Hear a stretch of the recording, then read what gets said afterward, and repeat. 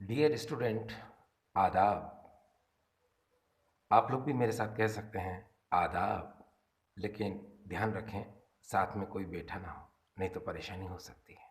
ठीक है, तो देखिए आज की शुरुआत जो होगी हमारी इसी ट्रिक से होगी जो कि आपको इस वीडियो में दिखाई दे रही है। ये देखिए, यहाँ पर लिखा है आदाब। आदाब, इसे आप इस तरह लिख सकते हैं आदाब। अब देखिए इस आदाब को हम एडजस्ट किस तरह करते हैं। देखिए हम लिखेंगे यहाँ पर A D A B, तो ये हो जाएगा यहाँ से आदाब। अब देखिए यहाँ पर आप स्ट्रेट लाइन खींच लीजिए इस तरह से, ठीक, और यहाँ just like this and this. अब देखिए यहाँ पर ए का मीन्स होता है यहाँ पर एसिड, और यहाँ बी का मीन होता है बेस, और यहाँ डी का मीन होता है डोनेट, और यहाँ ए का मीन होता है एक्सेप्ट।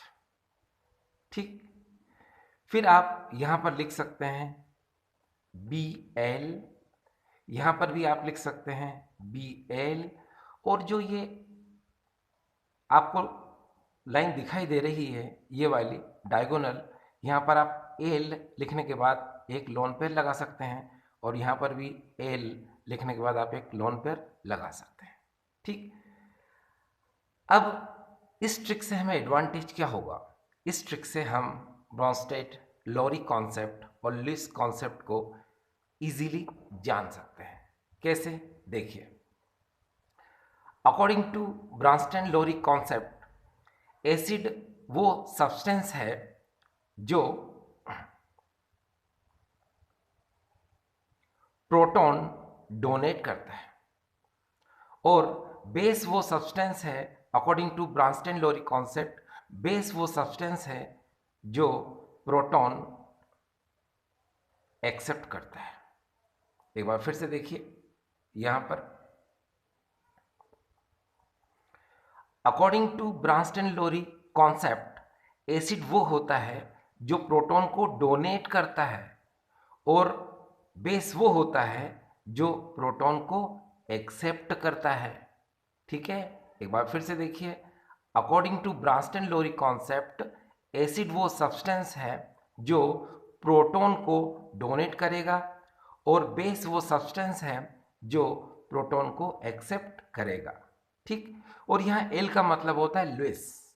ठीक है, तो लुईस कॉन्सेप्ट के अकॉर्डिंग क्या होगा कि बेस वो सब्सटेंस है जो एक लोन पेयर क्या करेगा, डोनेट करता है, और एसिड वो सब्सटेंस है जो लोन पेयर क्या करता है, एक्सेप्ट करता है।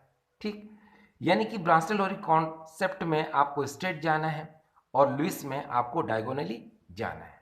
एक बार फिर से देखिए, ब्रॉन्स्टेड लोरी कॉन्सेप्ट में एसिड वो सब्सटेंस है जो प्रोटॉन को डोनेट करता है, और बेस वो सब्सटेंस है जो प्रोटॉन को एक्सेप्ट करता है, और लुईस कॉन्सेप्ट के अकॉर्डिंग बेस वो सब्सटेंस है जो लोन पेयर को डोनेट करता है, और एसिड वो सब्सटेंस है जो लोन पेयर को एक्सेप्ट करता है।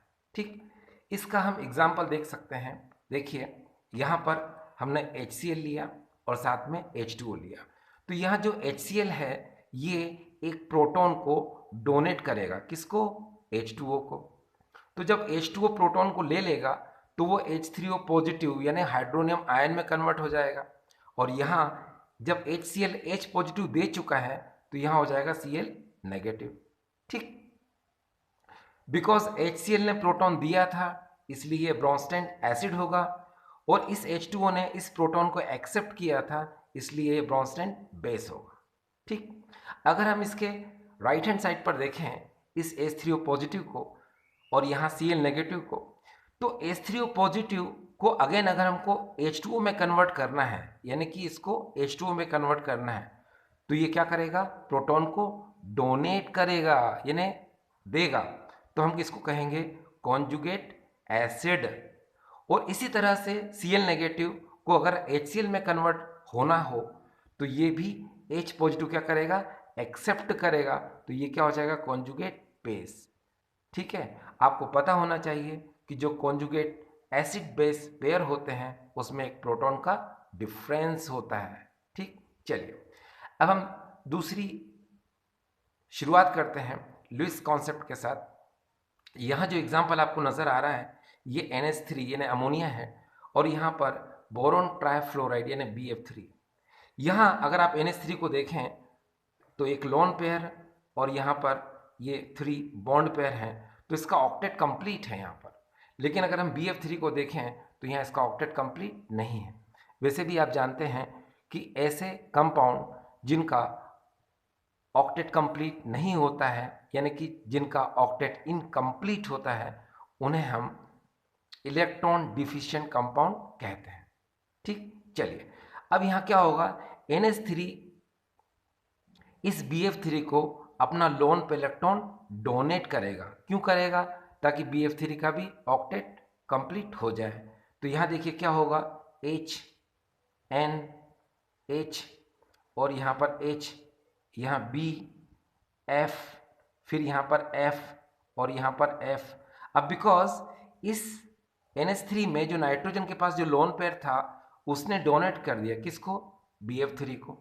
ठीक है, तो डोनर टू एक्सेप्टर ये कोऑर्डिनेट बॉन्ड बन जाएगा, यानी कि डोनर टू एक्सेप्टर ये कोऑर्डिनेट बॉन्ड बन चुका है। ठीक, अब इस एग्जांपल में आपने क्या देखा कि जो NH3 है इसने लोन पेयर दिया तो इसको कहेंगे हम लुईस, इसको हम क्या कहेंगे, इसको कहेंगे हम लुईस बेस। ठीक है, क्योंकि इसने लोन पेयर दिया और BF3 ने इस लोन पेयर को एक्सेप्ट किया, इसलिए हम इसे कहेंगे लुईस एसिड। तो यहाँ क्लियर हो चुका है कि BF3 लुईस एसिड है और NH3 लुईस बेस है। तो यहाँ इस ट्रिक से हमें समझ आता है कि ब्रांस्टन लोरी कॉन्सेप्ट के अकॉर्डिंग एसिड वो सब्सटेंस है जो प्रोटॉन को डोनेट करता है और बेस वो सब्सटेंस है जो प्रोटॉन को एक्सेप्ट करता है, और लुईस के अकॉर्डिंग बेस वो सब्सटेंस है जो लोन पेयर को डोनेट करता है और एसिड वो सब्सटेंस है जो लोन पेयर को एक्सेप्ट करता है। ठीक, चलिए अब हमारी जो अगली ट्रिक है वो है स्ट्रॉन्ग इलेक्ट्रोलाइट और वीक इलेक्ट्रोलाइट पर बेस्ड। अब देखिए इलेक्ट्रोलाइट क्या होते हैं, इलेक्ट्रोलाइट वो सब्सटेंस हैं जिनमें हम इलेक्ट्रिसिटी पास करते हैं तो वो अपने आयंस में आयोनाइज हो जाते हैं या फिर एक्वस सॉल्यूशन में आयंस प्रोड्यूस करते हैं, उन्हें हम इलेक्ट्रोलाइट कहते हैं। ठीक, इलेक्ट्रोलाइट दो टाइप के होते हैं, स्ट्रॉन्ग इलेक्ट्रोलाइट और सेकंड वीक इलेक्ट्रोलाइट। तो यहाँ जो नज़र आपको ट्रिक आ रही है ये स्ट्रॉन्ग इलेक्ट्रोलाइट के लिए है। अब देखिए ये ट्रिक क्या है, ओह हंस कल नाक सेक दी दिल नशीनी ने, वाह वाह क्या बात है। फिर से देखें, ओह हंस कल नाक सेक दी दिल नसीनी ने। ठीक है, अब इसको किस तरह लिखा जाएगा, देखिए ओह हंस कल नाक सेक दी, सेक दी, सेक दी, सेक दी दिल नसीनी, नसीनी ने को हटा दीजिए। ठीक, अब देखिए यहाँ क्या हो सकता है, इसके एग्जाम्पल से शुरुआत होगी हमारी। देखिए एग्जाम्पल किस तरह सेट किए जाएंगे, पहले देखिए KCl, ये देखिए KCl, फिर देखिए NaCl, ये देखिए NaCl। ठीक, फिर देखिए KOH, KOH, फिर देखिए NaOH, ये NaOH, फिर यहाँ देखिए हाइड्रोक्लोरिक एसिड, हाइड्रोक्लोरिक एसिड, फिर नाइट्रिक एसिड, ये नाइट्रिक एसिड, फिर सल्फ्यूरिक एसिड, ये सल्फ्यूरिक एसिड। ठीक, देखिए अब यहाँ इसको अगर आप ध्यान से देखें, strong electrolyte completely dissociate their ions, strong electrolyte completely dissociate their ions, strong electrolyte completely dissociate their ions. हम जानते हैं ऐसे सब्सटेंस जो एक्वस सॉल्यूशन में कंप्लीटली आयोनाइज हो जाते हैं, कंप्लीटली आयंस प्रोड्यूस करते हैं, उन्हें हम स्ट्रॉन्ग इलेक्ट्रोलाइट कहते हैं। ये स्ट्रॉन्ग इलेक्ट्रोलाइट 100% तक अपने आयंस प्रोड्यूस करते हैं, यानी 100% तक ये आयोनाइज एक्वस सॉल्यूशन में हो जाते हैं। ठीक, और यही वजह है कि किसी भी केमिकल रिएक्शन में इन्हें सिंगल एरो यानी इस तरह लिखा जाता है। ठीक, यानी कि रिएक्टेंट टू प्रोडक्ट जब ये आयोनाइज होते हैं, जैसे अगर हम यहाँ एग्जांपल लिखना चाहें, जैसे ये NaCl है तो यहाँ सिंगल एरो आएगा और यहाँ Na पॉजिटिव और ये Cl नेगेटिव। इसका मतलब होता है कि NaCl Na पॉजिटिव और Cl नेगेटिव आयंस में कन्वर्ट हो चुका है, लेकिन अब ये वापस Na positive Cl negative NaCl को फॉर्म नहीं करेगा। ठीक है, यानी कंप्लीटली आयोनाइज हो जाएगा, क्योंकि ये स्ट्रॉन्ग इलेक्ट्रोलाइट का एग्जाम्पल है। अब देखिए आगे, यहाँ डिल का मतलब होता है डाइल्यूट, यानी कि इसको अगर हम डाइल्यूट करते हैं तो क्या होगा, देखिए no change number of ions after dilution, no change number of ions after dilution, no change number of ions, यानी कि अगर इसको डाइल्यूट करते हैं तो इनके आयंस में कोई चेंज नहीं होगा, no change number of ions. ठीक है, और फिर आगे देखिए, no increase their conductance, no increase their conductance. तो स्ट्रॉन्ग इलेक्ट्रोलाइट में क्या होगा कि जब नंबर ऑफ आयंस में कोई चेंज नहीं होगा तो इनकी कंडक्टेंस में भी कोई चेंज नहीं होगा, यानी कि इनकी कंडक्टेंस जो है वो इंक्रीज नहीं होगी, क्योंकि आपको पता है कि कंडक्टेंस जो डिपेंड करती है वो नंबर ऑफ आयंस पर डिपेंड करती है। नंबर ऑफ आयंस इंक्रीज होने पर इनकी कंडक्टेंस क्या होती है, इंक्रीज होती है। लेकिन स्ट्रॉन्ग इलेक्ट्रोलाइट तो पहले से ही आयोनाइज होते हैं, तो आफ्टर डाइल्यूशन उनके जो नंबर ऑफ आयंस हैं उनमें कोई चेंज नहीं होगा, जिससे इनकी कंडक्टेंस में कोई इफेक्ट यानी कि इंक्रीज नहीं होगी। ठीक, चलिए अब हम आगे की तरफ चलते हैं और अगली ट्रिक हमारी है यहाँ पर आह का बाम झंडू बाम। तो यहाँ कोई झंडू बाम नहीं है, यहाँ पर आह का बाम आपको याद रखना पड़ेगा, आह का बाम। अब देखिए आह का बाम ये ट्रिक जो है वीक इलेक्ट्रोलाइट के लिए ट्रिक है। अब इसे लिखा कैसे जाता है ये देखिए, आह यानी आह का बाम। ठीक है, आह लिखते समय आप डबल ए एच का यानी CA और बाम में BAAM का आपको यूज करना है। अब हम इसको समझते हैं, सबसे पहले हम इसके भी एग्जांपल ले लेते हैं। देखिए AA मीन्स एसिटिक एसिड, ठीक है, फिर यहां पर क्या होगा AH अमोनियम हाइड्रोक्साइड, ठीक, फिर यहां पर आएगा HC हाइड्रोजन साइनाइड, ठीक, फिर CA कार्बोनिक एसिड,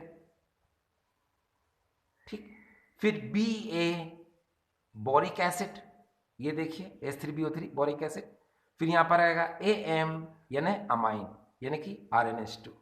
तो यहां पर acetic acid CH3COOH, ammonium hydroxide NH4OH, HC यानी हाइड्रोजन साइनाइड, CA यानी कार्बोनिक एसिड H2CO3, BA यानी बोरिक एसिड H3BO3, AM यानी अमाइन RNH2। तो ये आह का जो बाम आपको नजर आ रहा है, इससे आप वीक इलेक्ट्रोलाइट सारे के सारे पता कर सकते हैं। ठीक, अब ये वीक इलेक्ट्रोलाइट क्या होते हैं, तो देखिए ऐसे सब्सटेंस जो एक्वस सॉल्यूशन में पार्शियली और इनकम्प्लीटली आयोनाइज होते हैं उन्हें हम वीक इलेक्ट्रोलाइट कहते हैं। ज़्यादा से ज़्यादा ये 50% तक ही आयोनाइज हो सकते हैं, उससे ज़्यादा ये आयोनाइज नहीं होंगे। ठीक है, जैसे हम एग्जांपल ले लेते हैं इसका कि मान लो यहाँ पर NH4OH अमोनियम हाइड्रोक्साइड एक ये वीक इलेक्ट्रोलाइट है। ठीक, तो क्या होगा, ये NH4 पॉजिटिव यानी अमोनियम आयन और हाइड्रोक्साइड आयन में ये आयोनाइज हो जाएगा।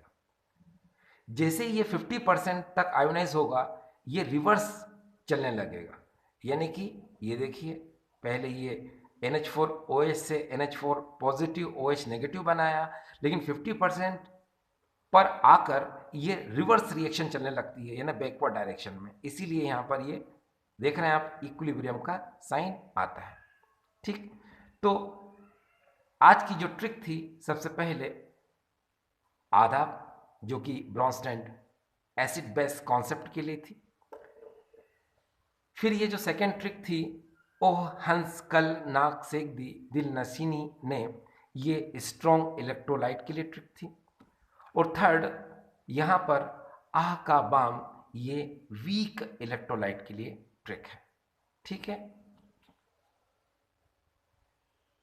Thank you.